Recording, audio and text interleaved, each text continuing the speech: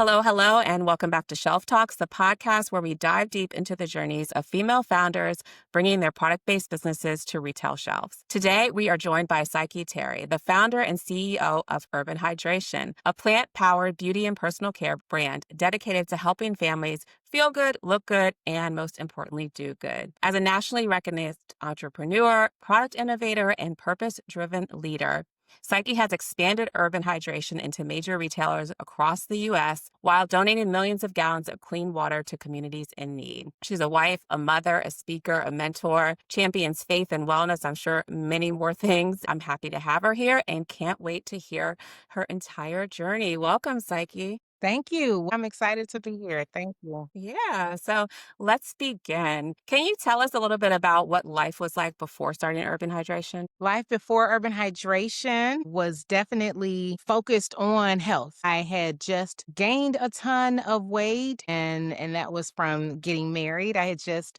married my college sweetheart and I still love him to this day after 20 plus years. We had moved from the Midwest to the South where you use lard instead of oil and butter instead of I don't know, salt. And I learned how to cook and eat, and it was a fabulous part of my life. We then moved to the West Coast where there was no more lard. I had no access to lard. I only had access to gyms. And I realized then that lifestyle was an opportunity. I didn't get it just based on my mirror impression. I thought I looked just fine. He loved it. And we were newly married. I loved it. But we decided we wanted kids. And Roberta, my doctor told me I couldn't have children. And that was because I had fibroids, I had tumors, and those fibrostic tumors in my body were really based on me taking in a lot of just milk and calcium and things that I didn't realize I was allergic to. So I changed my lifestyle. I hired a wellness nutritionist, wellness personal trainer, all the things, and began to work out and began to fight for my opportunity to have kids. That was my life before urban hydration. That's a drastic change in your lifestyle, but really you had a mission in regards to having a family and wanting something different in your life. So you were initially in corporate America. Is that the same time you were working for Whirlpool? I was. I worked for Whirlpool as just marketing, sales, readiness to shelf, but from a large manufacturing standpoint. I worked for them in high school. I interned in high school and in college. That's where I met my husband. So he was also a business intern. We met in a program called Inroads. And my last summer as an intern, I swore that I was going to find my husband because Inroads promises smart people. And I went, I'm not leaving this program. I'm not graduating until I find somebody. But I found him or he found me. And I learned a lot from Whirlpool. I learned, to be honest, how to be a legacy brand and a legacy company. I learned how to sell. And I think one of the things that was very interesting in that role was not just learning how to represent one of the largest kitchen and bath companies in the world, but I learned how to talk to entrepreneurs. I learned how entrepreneurs work because I was selling products to entrepreneurs. And I think what really shook me is around the time I began to really take possibly transitioning my lifestyle to become an entrepreneur. It was right around the boom or the bust. And I was living in Las Vegas right before pregnancy. And some of the entrepreneurs I was selling appliances to had lost everything. They were selling or they were building homes. And it was just really interesting because I saw many entrepreneurs take the bust almost too personally. And they were just really conflicting in their faith walk and what they believed in anymore. And while I was going into entrepreneurship or thinking about entrepreneurship, I realized that faith would be a big part of the journey. And I realized at Whirlpool that giving back was a big part of where I wanted my journey to be. And that washers and dryers are just X's and O's. They're just things that, go on a shelf or go in a house. Yeah. And it was the nonprofit side that really drove me. At Whirlpool, we were helping to build homes with Reba McEntire and Habitat for Humanity. And I got an opportunity to serve on a board called the Blind Center of Nevada. And I got to raise money with Whirlpool with home builders, with the Blind Center for people that couldn't exactly see. And that's really where the stroke of genius came from with Urban Hydration because they were making beauty baskets, and I got myself overly involved there, and it really changed the trajectory of my life. Had you always had the vision of being an entrepreneur, or was it while you were on this wellness path, coupled with learning from Whirlpool, that you started to think about creating something on your own? Sure. Well, I am finishing authoring my first book, just sharing that path. And I call it the psyche of success or the mindset of an entrepreneur. My statement around that call to action is really it's innately put in you, like from youth. And I can remember being 7 and 8 years old, asking church ladies to buy wrapping paper in July for Christmas. And this was before the internet. And I was an entrepreneur. I didn't know what that was. I had a product. I was asking people in faith to give me money for something that I promised to return to them. And again, it was July, Christmas wrapping paper that I'd be selling. And by December, I promise you, I will have your wrapping paper. But that was how like slow the shipping system was, and how slow like just the back and forth and product and all the paperwork I'd have to fill out. But I knew then that I liked the feeling that those ladies got when they got their wrapping paper in the mail. But I even more so loved the ability to check the mark and fill in how many I sold, and I could get a free Barbie at the end, or I could turn it in for $2. I'm like, $2 or a Barbie? Like, pick which one. I was really excited about those things, and that enthused me more to want to study in math and science. It enthused me more to be a student of all games, right? So when I graduated third in my class in high school, that was why. It was not because I was an overachiever. It was because I knew that there was something to the game that I wanted to figure out. When I graduated college in 3 years, it was because I knew that there was something out there that I could get my hands on if I figured it out. Yeah. So was your strategy to go to corporate and learn that side of the business before creating something? Or was it just that you knew you wanted to be an entrepreneur, but hadn't really identified what that really was at that moment? I knew that I loved Whirlpool. I knew that they were kind of the people that had taught me everything. And I knew that either I'd be a hustler forever and a Whirlpool employee forever, or I would someday eventually merge over to what I then called a side hustle mentality, which was I'd become an entrepreneur someday. Yeah. So how did that start? How did you begin that? Well, it was truly based in and wanting to serve and help. It was helping the Blind Center of Nevada. It was getting my master's degree at the time and learning and hearing from other entrepreneurs that they brought into my classrooms. And I would listen to people that had started, this was way back in the day, but this was when large retailers would bring in uh, restaurants just to test them inside their big store campuses. And I would get to talk to the restaurant owners, and I'd get to hear about inventory and sales. And man, that just really burned me up. I went, man, I want some of that. So I raised my hand at the board meeting with the Blind Center and said, hey, can I help? And can I help you raise money? And I was the only woman on the board. I was the only person of color on the board. So they listen, right? They're like, sure, we're making beauty products to make beauty baskets to raise money, and you're the only girl. Of course, we'll listen. So they listen, thank goodness, because usually I'm quiet. I'm afraid to share my ideas back in the day. But I thought, I think I have a unique perspective here. Y'all probably should listen to. And I began to believe in my unique perspective. I began to say, can you make it pink? Can you make it turquoise? Can you like make it smell good? And that is truly how entrepreneurship began. But I didn't know that that was my like gift to my family. That'd be a legacy change for me. We were also starting. We tried popcorn business. My husband and I would come home from my master's program, and he was doing a master's in economics. I'd say, well, let's try a popcorn business. So we got kernels, we got corn syrup, and we got flavor. We did not have the internet. We got all that, but we did not got the internet. So we didn't know you add sugar. So it was the most terrible tasting product that we said, nobody's gonna buy this. tried chocolate covered strawberries. We got an account that allowed us to like decorate. We were doing like the man and a woman on the strawberry. But boy, oh man, they were some yummy products. We had like an order for 200. We delivered probably 50.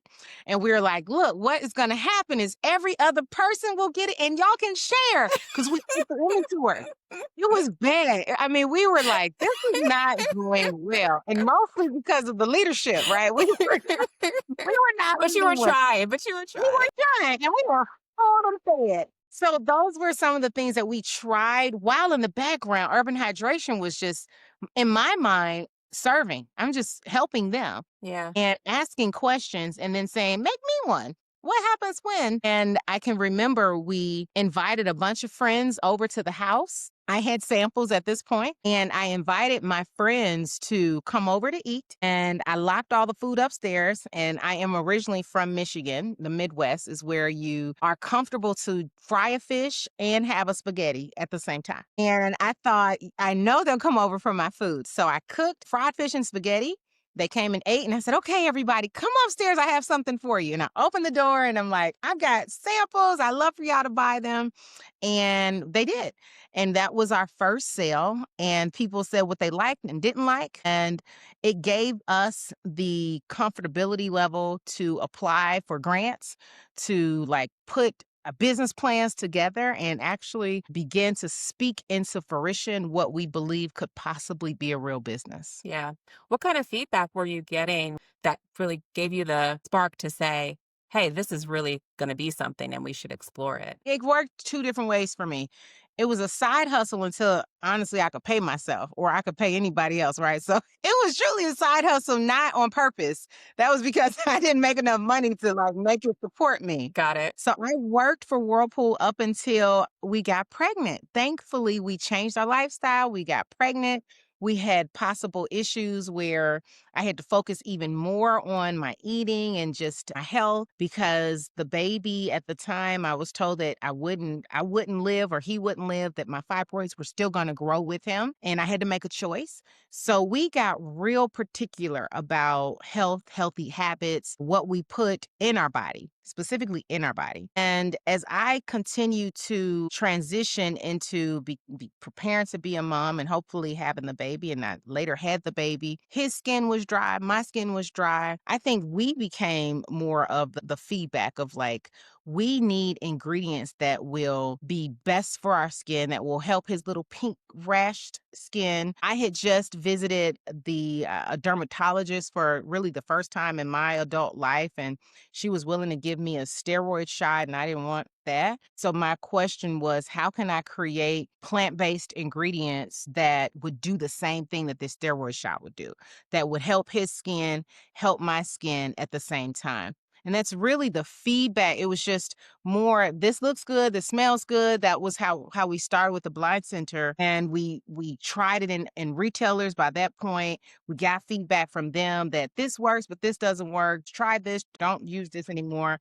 And we, as the initial immediate customer, just kept refining the formulation for our family, not realizing that it was best for other families. We became very much scientific formulation chemistry based, caring about the ingredients that could be plant based, but that could still do what a normal chemical formulation could do. Yeah. I feel like you were at the forefront of that. That's so important in today's time, but back in 2009, not as much. We were. I remember eating ingredients because the thought of putting plants and ingredients, this was again oh 09, Yeah. 10, 11, 12, people weren't doing that. But I knew ingredients was so important by what I ate that I went, let's put this outside our skin. Let me show you. I can eat this sugar scrub. There's like 5 ingredients in it. And I remember like taking fruits and vegetables to pitch meetings and showing like this is in this and this lemon can brighten, it can hydrate, and just really being explanatory about the best things that plants could do for our skin. Was it challenging during that initial period to teach people that because it was so different than how they were purchasing products at the time? It was very challenging. Nevertheless, I had retail partners that were looking for the next thing. I remember a particular retail partner pharmacy that was just at the cusps, and their hopes was, what could they do to stand out from another pharmacy B, if you will. And that was their big moment, and that was my big moment. I remember being at the planning meeting, and they called their entire team in, and I'm just like, it was just me and Vaughn. Like, we didn't have anybody. It was just us, and I had all my fruit out, and I can remember him saying, "Everybody, I want everybody in the room right now. Okay, tell me what you told them." And I'm like, "It's plant-based, it's good for you, and it's yummy for you too." And just so nervous, but they're like, "Okay, we're gonna give you 5 stores." And I'm like, "Okay, thank you so much." And that was a big deal to me to Yeah. go from, not being in mass retail originally. We started in off-price actually because we had clothing and skincare, and we slowly but surely got ourselves over into everyday retail simply because customers would email us and say, "We can't find it anymore. Mm, We're looking for it. It wasn't on replenishment." And that was what I pitched was, this is what we do. People love it. They're fighting for it. They're buying them all up on shelves, but they're not replenishable in this matrix of selling.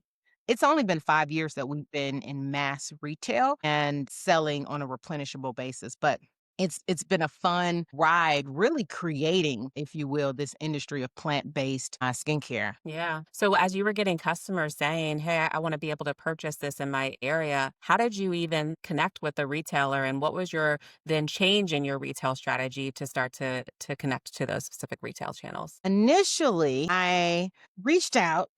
I remember yellow books, phone books, all the things. I have to pause because the honesty factor and just being a Christ loving person that loves to tell the truth. I have to apologize about some of the things I said because I was sent emails, and I've gotten forgiveness for this now. I'm telling you, but I can remember sending emails and saying, "I'll be in your area," and that wasn't quite true. Right. The truth was, I'll be in your area when you say yes to this meeting. And I gave a lot of meetings that way. I flew literally crisscross the country on I'll be in your area. And it's like, yeah, that day looks good for me. That's the day You're like, I'll "Let be me book there. my flight." So I booked my plane. What time is good for you? That's what time I'll be there. I did a lot of that, a lot of that. And it was a lot. I mean, I had times where it didn't work out. I can remember going and being in someone's area and them saying, "I don't think I'm going to have time." I can remember to this day sitting in initially the weight room of the corporation, Mhm. then later migrating to the lunchroom of the corporation, then later waiting for that person because I could see them now on LinkedIn, seeing that picture, their profile picture, following them literally to their desk, going, "All Wow. right, I've been here all day." You're gonna hear this I've, pitch. I've I've done the things. I've done the things, and it has worked out for me. I can remember one of the other most funniest ones. This one didn't work though. Is I can remember finding people on LinkedIn. And I think maybe LinkedIn has put a whole lot of precaution, maybe because of me. I'm the reason that they have block on there now, You're the but reason we I can't email just anybody and everybody. I know the block, the block click on LinkedIn. But hey, I was determined to help other families. And I realized that we had something monumental that could help people not have to go to the derm so much, not have to pay hundreds of dollars, and it felt good, it looked good, it smelled good, and it did all the good things. And I felt like America could change and I could be the catalyst for that. So I fought for it. This last person, the story was I emailed a message, "Congratulations. You've just won a mentorship for me. I know you didn't sign up for it, but you and I can meet on a monthly basis." And this is like a buyer. And you're like, "I didn't ask for this. No, thank you." I'm like, oh. I tried all the things to get my products in retail.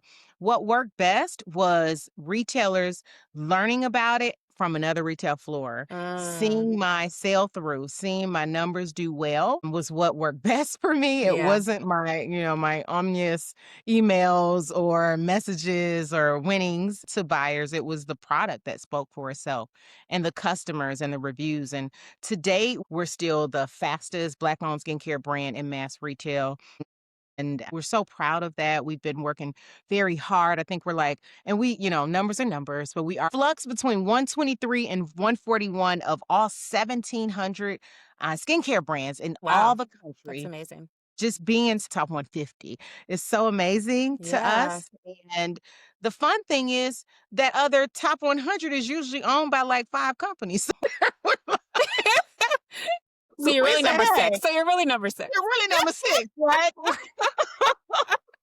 What was the first retailer that you got in? The first retailer?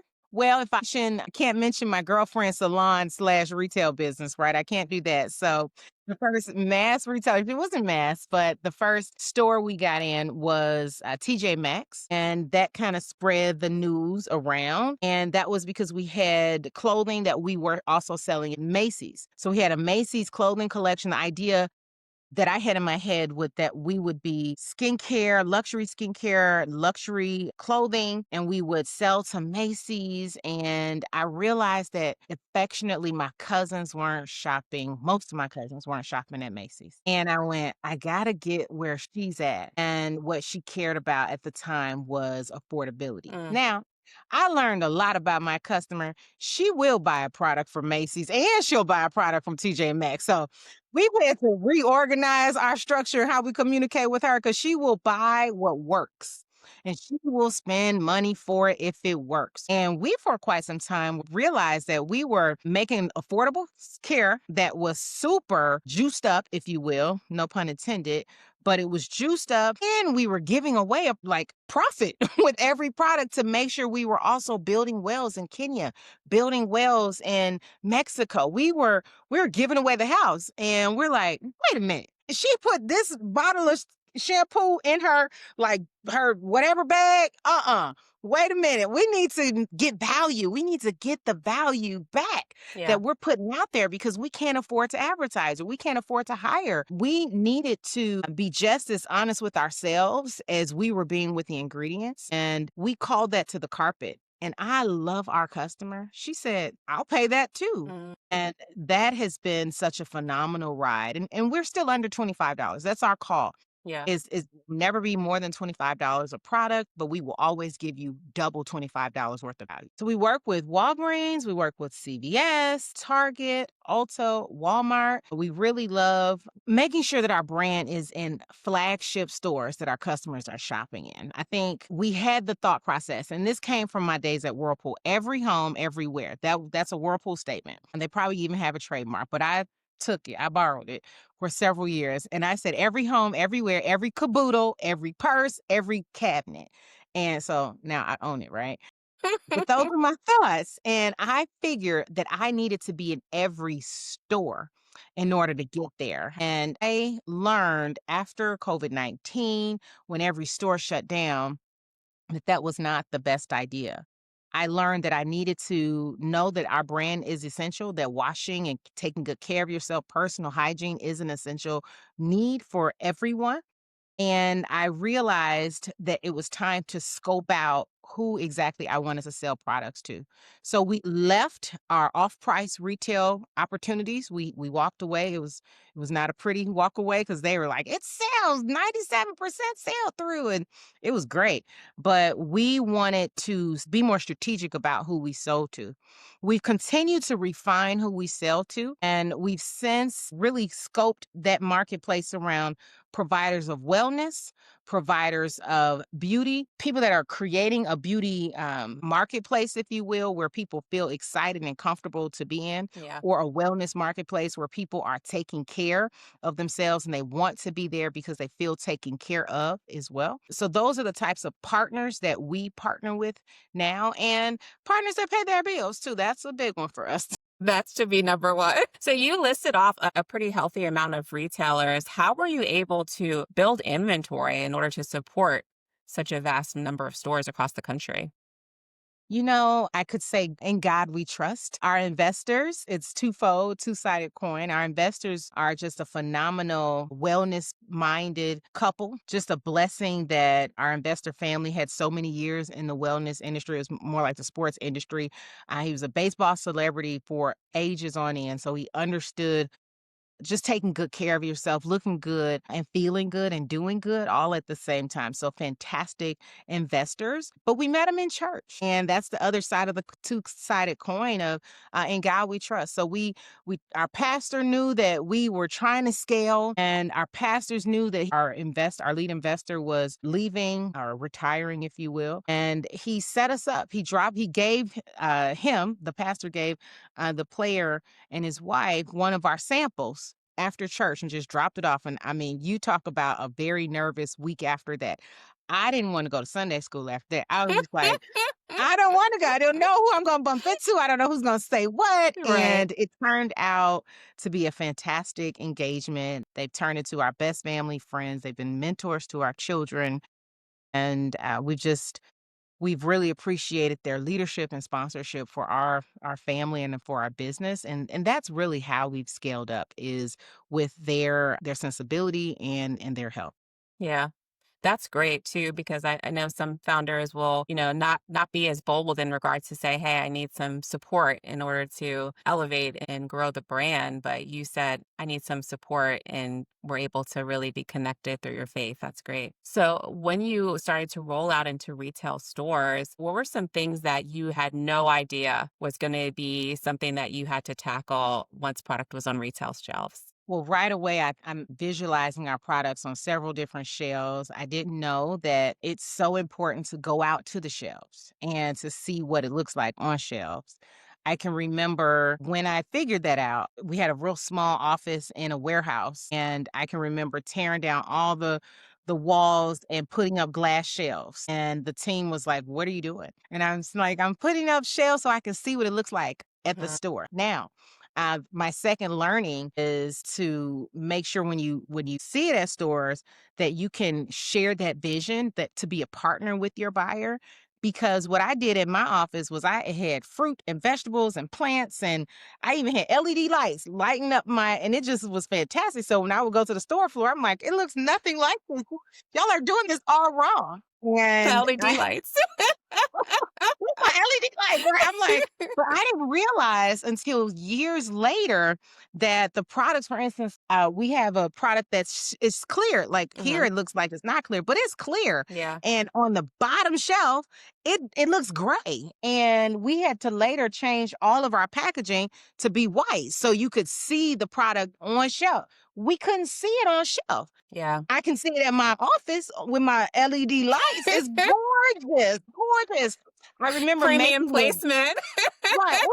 Oh my God. Like I could have, all the things. And the reason that I made it clear was I wanted people to see that it was not it didn't have any other like fake ingredients or Yeah. fake colors inside of it. It was what you see is what you get on the inside, similar to a water.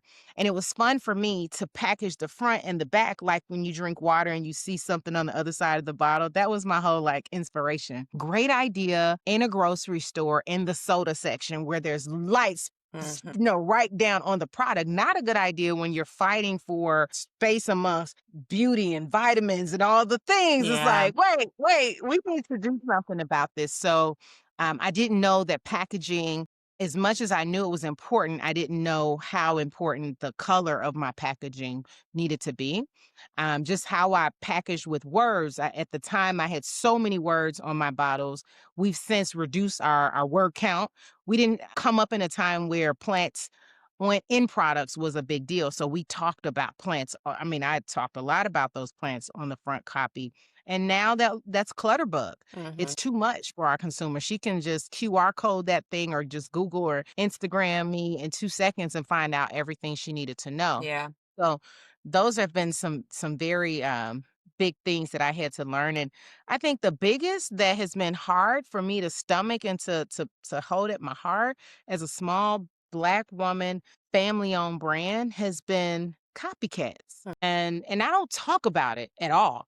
I make videos and I go, I'm gonna post this. And then I'm like, no, I'm not gonna do it. I'm not gonna do it. I want to be Christ-like, right? But I'm like, oh, that's my word. That says nerve. I say nourish. That says hydrate. I say hydrate. Mine is brown and white. Yours is brown and white. All of a sudden, mine Wow. says aloe. Yours now says aloe. It didn't say aloe, but I've really seen the copycats of mass brands sitting right next to me, right? So it's kind of obvious, but to see that take place continuously in my hair collection and in my skin collection is really disheartening. But then at the same time, good to know. And it's made me sharper and it's made me more quiet with my innovation until ready to launch. And it keeps us just innovating. Yeah. So it's okay. Yeah. Speaking of innovation, how do you know when it's time to bring out something new? Well, I watched a show with like Pharrell and was it Lego or toys or something? And he talked about as a kid he could see music. And I think I get it now because when I look at trees, I see shapes. I can see a face. I told my husband, I see your face in that tree. Like, and he's like, okay. Or if I'm looking at the ground, I can see like shapes. I don't just see speckles. So I share that to say I think it's a gift. Mm, I think we all have gifts, right? I believe that God says that He gives everybody special gifts. And I think I do have a special gift of innovation and newness and seeing things that other people just don't see. And when do I know it's time to release those innovations? Is when my old innovations are stale.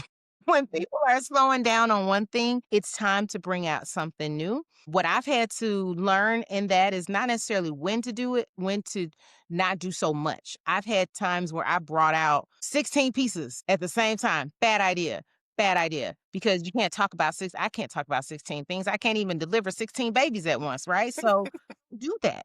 And I've really learned that doing the most is not always the best. And that has been my struggle with innovation is I want the world to know that it can be awesome. And it's like, but not yeah. all at the same time. Yeah. How do you know when to present that innovation to your retailers? Same. When I can see the floors are stale, when Okay. I can see and it's happening. We're back in that grungy moment. And we were in that grungy moment back when I was working at Whirlpool and instead of getting that shot, right? I instead of getting that steroid shot and wrapping myself in seaweed and drinking aloe vera, the thought was this could be better. This could be better, not just for me. This is stale. And bringing those ideas and partnering with retailers that are like, you're right, this is stale. But that's kind of how I know is when I can partner with a retailer that says this can be better. And maybe they don't have the complete idea, and maybe I don't have the complete idea, but we Yeah. can partner together to bring something to life. That's truly how we've got some fun innovations coming up and we've had products out for plus 5 years that have been great, but copied too much now, right? So Hmm. that's another way. Yeah. If it's been copied 10 times, it's time for me to get out of the pool. It's Yeah. inky. So I've definitely realized that that's also a good time to move forward is when I've got a bunch of people redoing what I did. It's time for me to innovate. Yeah. How about your relationship with your buyers and the retailers that you've now been in and over a number of years? What would you say is the strategy you're using in just making sure that you're staying connected and understanding performance? Well, I think my relationship with Whirlpool taught me a lot of things. And because TikTok wasn't available, it wasn't alive. Like maybe even the makers or creators of TikTok weren't alive when I started the business. But what was alive and what stays consistent is communication and one-to-one relationship building. I had to realize that my buyers are not scary like Goliaths. They are real people. Yeah.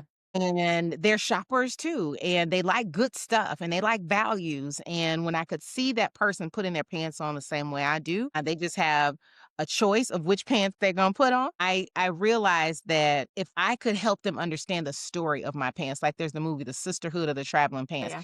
I can help that buyer follow the story of my traveling pants. I've got buyers that have seen my kids like in my belly and all the way out of my belly 3 times over because I've been pregnant throughout this process and I've been just so excited to share stories with them of, here's what he looks like now. We Hmm. started this when little Vaughn was in my belly because of my issues and his issues and now he's 15. And it's been really fun to share those stories with my buy team and to not be I don't want to say not be a brand, but to not be a number with them. Yes, we're number between 141 and 123, but we are also Vaughn and Psyche, mom owned business, urban hydration from families for families. We are also plant-based care that most of my buyers are like that they love. They're just Yeah. like, I use your XYZ personally. And I do think that's what makes all the difference is when that buyer is bought in, Mhm. it changes the trajectory of my business at their stores, whether I'm up or down or I've been copied or I'm, maybe the back isn't getting my products out on the floor and the numbers don't look like they should this Yeah. week or this month or this quarter. I think the relationship has been what has kept us tried and true, not how many Instagram followers I have or how famous I personally am or if I put my face on the truck or anything. That that doesn't we're not about hype. We've never been about hype. We've always hyped the formulation. Yeah, yeah. I mean, buyers are definitely your first supporters. They're the ones that are going out rooting for you, and they want you to win just as much as you do. So, completely makes sense. So, can we talk a little bit about your give back? The wells in Kenya. How did that originally start? Yeah, so we had a house full of interns. I remember one summer, and Vaughn, who is my husband and college sweetheart, and in charge of operations, said we need a job for these interns, something they can do as an end of summer project. And it was his idea to have them come up with a place that we could give back specifically. And I say that because at the time, Vaughn and I were both on the board for a Boys and Girls Club. We were always giving back our products to churches and resource centers for women or abused moms, or we had just been doing the most. But we didn't realize that having a strategy to our give back could be and sound and live bigger than we were. And they came back with so many great ideas. And we remember the day that, it was like a 3-day process. They did their delivery and their presentation. It was so fun. But I remember the story around Water is Life. And what caught my attention was Vantoba, my husband's dedication to hydration and water and life. And I didn't even see our business as life giving. I just like, it's like we are working on formulations and we want people's skin to be clear. I don't like eczema. We're going to fix that. And he's like, don't you get it? Water is life. And I'm like, I guess. And he's like, urban hydration, Kenya hydration. And I'm like, okay, I'm sold. If you love it, I like it. Right. And that was how we did it. We didn't know that the founder would be a pastor who wasn't taking any salary. He would take only donations, even for his own salary. It was all about incoming donations would go straight to a well or to a dig or to water filtration. It was so clean. Like, I mean, which is clear as our bottles. His process was like, we need cash. We're giving it straight to the people that need it. And we went, we're in. How can we help? And we couldn't go be missionaries, but it was as close as we could be to being missionaries. And at that time, that's where his dig was. So it wasn't like we were like, where do we want to go? We even did ancestry DNA. I found out I am part Nigerian, like 42% Nigerian. And I'm like, well, can we get to Nigeria? And he's like, we're in Kenya. And I went, okay, I guess. You're like just trying to find a connection. No connection, none whatsoever. I am not Kenyan. I am Nigerian and so many other things. And it was a beautiful thing that turned my heart after we did it. There was a video done, and what I realized is that houses were being brought closer to our well. Schools were brought closer to our well. Medics were brought closer to our well. And when I realized that girls were leaving their neighborhood or their community and they were having to walk for like kilometers to go get water, and they would have to go through large batches of rivers in order to get back, and some girls died to get their water back to their family, and we stopped that. Hydration, Wow. urban hydration is life. And my life has not been the same since. I went, now here we go from, me just trying to clear eczema Yeah. and trying to make the bottle look pretty while I do it and make it affordable. I thought that was my give back, honestly. But this was monumentally changing for me. I used to cry every time I tell the story, but I tell the story so much that my insides are like, girl. But boy, it still just makes me, I have to pause and resonate on the fact that what we were able to do was so grounding for so many people. It is still just sharing that. It moves me and it keeps me motivated. Yeah, I was We've gonna since say that. grown with Waters Life. What we would do is we would take a big order and we would say, okay, we donate. We have a local strategy where we would give back to the Boys and Girls Club. We have a national strategy where we had a scholarship at the schools that I went to and that Vontoba went to. And then we said, this is our international strategy. Mm, And we've since created a partnership with Waters Life where we just give back every month. It's just a part of our almost like tithes. So it has been a very beautiful ride for us. We're now considering, what other water charities can we be involved with? It used to be just Water is Life, and we are continuing to open our horizon to other water charities around the country and around the world that we can participate with. yeah. That's amazing. I mean, definitely. I mean, you're providing real impact in the world. And I'm sure, like you said, it pushes you even more to grow your brand and give back in a bigger and stronger way. Has to make you, I mean, I just can't even imagine. There's so many people, I feel like we walk around trying to understand like what our real mission is and why we're here. But this seems to be yours and it's connected to urban hydration, however, even more grander in regards to who you're touching. Yeah, I loved letting my buyers know, because every buy, right? We did this Yeah. together. It seemed to be a transitional statement for my buyers. It's been a beautiful thing we get to do together. And you have your tithing, you have your things, but to know like, no, we built a well. Yeah. I had a campaign, I remember, good job, well done, because we built, I think, about 5 wells now. It got to the point that, and keep in mind, I started this business in my 20s, early 30s, and I can remember the team at Waters Life saying, "You gotta come visit the wells." And we transitioned because the first well said to Psyche and Terry, urban hydration. And I felt undeserving because I knew it wasn't me. I knew it wasn't me in Buntoba. I knew it was really the buyer that made all the difference in the world, right? It was because of that buy and because of the customers that made that transition for us. I made sure that no other well said our names on them. They say Urban Hydration and the customers of Urban Hydration, the family of Urban Hydration.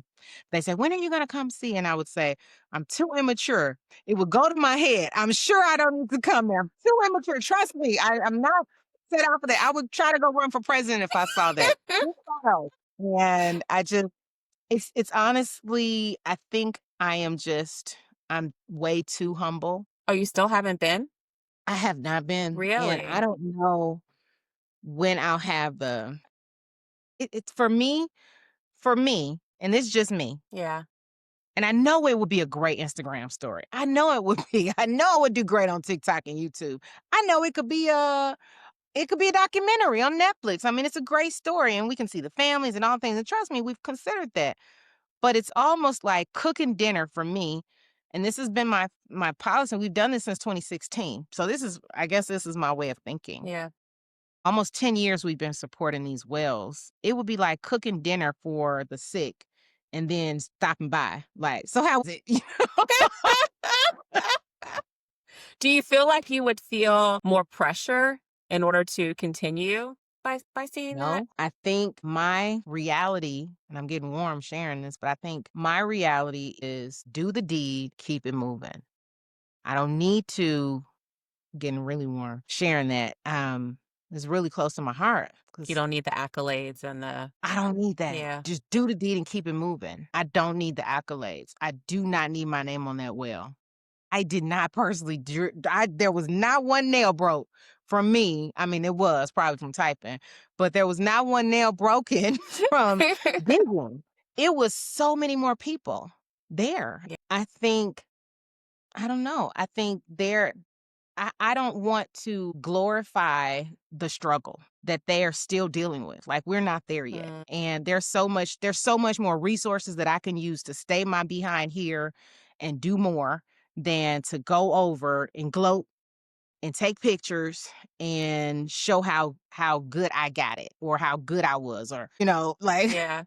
why? I know it was done. They sent me the pictures. I'm like, good to know. All right. And plus, they said my name wrong on one of them videos, so I don't want to have to go there and just explain my name and try to understand their name. I'm like, you know what? Let's just do what we doing. Let's do it like this. Let's keep it paper only. Paper only. But you know it's there and that you're impacting in just a really amazing way. So, what is next for urban hydration? You talked a little bit about innovation and newness planned. What are you most excited about when we go into 2026? I love what 2025 did for my business. It made us focus. It was a hard year for everybody, I think, that's in CPG. I've dug myself out of the 2025 pit. I'm excited for 2026. We read the books, we read our customers' findings, we found out where they shop, where they are. We found out more about them. We found out how much they love our body products. So we are moving even more focused in our body and our skin products. We know that they love a good thing. So we've changed packaging and we've upgraded to soft touch bottles and just like we took it there. And what I love even more is we are recognizing her love for wellness, that she's a total package, that she's not just, just dating me for what I can give her. She wants my whole Mm, story. And we are just right in the midst of wellness and how can we help our babies. We've got an amazing baby care line at Walmart, and our goal is how can we help that baby girl? How can we give her vitamins that can yeah. help grow her hair and nourish her hair? And our customer, how can we help her with hair and nail vitamins? Because she's all about our ingredients. She is down to we have trained her well. And our goal is how can we cover her circumference even more, where she's not Hmm. just on her skin, but she's within herself, providing for her skin, her hair, her skin, her nails as an urban hydration customer. So we are putting our pinky toe over in lip balms, and from lip balms, which will be out in just a few weeks, to wellness and vitamins to help nourish her, not just on the outside, but on the inside as well. All focused in hydration. That we are the authority in hydration, Yeah. plant-based hydration. So we want to help bring to the forefront some ingredients and vitamins that I've been using for years and complexes that I've been using for years quietly. It's like, oh, you got great skin. And I'm like, oh, it's just urban hydration. But that's not true. That's not completely true. Listen, I drink my water, I Yeah. walk, I'm working out every other day. So really championing that total story for our customer base. And we definitely know now our customer, she's wears her skin just as much as she wears her clothes. So if that can tell you enough about her, she loves the warm atmosphere. She needs hydration for her skin. But we know that if we want to be innovative and help her fully, then we have to give her even more things to help hydrate her. So those are just a little bit of nods. Because I told you they'd be watching, girl. They were watching. They I would hear copy you. me in We five can't seconds. tell. We can't tell too much. Thank girl, but it's coming. It's coming. New beautiful bottles. New. I know we've even moved into our skincare where we've taken fragrance out. We've made things cleaner than they ever could be. Really proud of the niacinamide and the hyaluronic acids that we've added to our skincare so that we're not just this pretty bottle on a shelf, but we're doing what we said we would do with the best ingredients possible. But we want to bring that over to other parts of her life. My Yeah. son is using protein. I protein's a part of my life. Like I'm counting how many proteins is in whatever I'm taking in and vitamins with my coffee. Like that's just my lifestyle. So I feel like I am right now not being fully honest with my consumer when I'm telling her, this is me. I love it. You love it. We get this together, but I'm not giving her my full story. Yeah. And I realized that when we provided her skincare, that her hair care was a struggle. And she went, I trust you in skincare, I'll trust you in hair care. And when we said, well, when you're showering and you have acne or back knee or you're scratching or you're itching or you have eczema behind your knees and all the things, we can take care of you there too. And she said, I trust you in my skincare. I trust you in my hair care. I'll trust you in my bath and body. So we're going to take her one more step and say, I trust you in my skincare routine. I trust you in my hair care routine. I trust you with my kids' hair care routine. I trust you with my body. I trust you with my wellness, with my vitamins, and with my supplements. Hmm. That's where we're headed. That's Yeah. what innovation looks like for urban hydration. Giving her that whole holistic kind of, Listed. yeah. We've been there. We didn't realize it. We're like, oh, I guess we are a lifestyle brand. Yeah. That's great. So, where can our listeners follow, support, and most importantly, buy Urban Hydration? Urban Hydration is available at Walmart, at Target, at Ulta, and nationwide. And we are proud of those retailers. We're proud of those partnerships. If we are in those stores, it's because those are buyers that have believed in our story, that wanted to be a part of something bigger, and are helping us, particularly, provide goodness and plant based ingredients to America. You can follow us at Urban Hydration on TikTok and on Instagram. And of course, I answer every customer love email. We're at customerlove at urbanhydration.com. If you just wanna chat. Oh, We get amazing. some fun stories. Amazing. Thank you so much, Psyche, for joining us and telling your journey and your story, and excited to see what's next. Thank you.